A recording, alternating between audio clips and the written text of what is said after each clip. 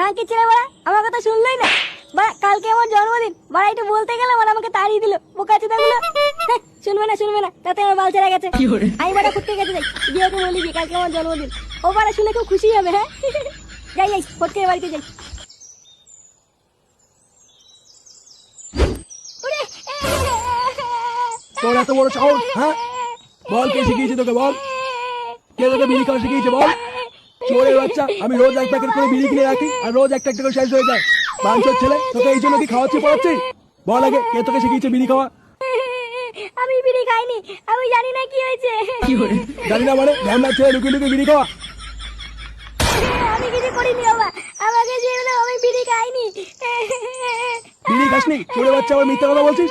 দিনে 3 বেলা শুধু থালা ভরে ভরে গিয়েছিস আর একটা সুরের বাচ্চা তৈরি হচ্ছিস। বল বল বল। এই গান মেরেছে বাড়া, এই বোকাচোদা তো আমার বিড়ি খেতে গিয়ে ধরা পড়ে গিয়ে।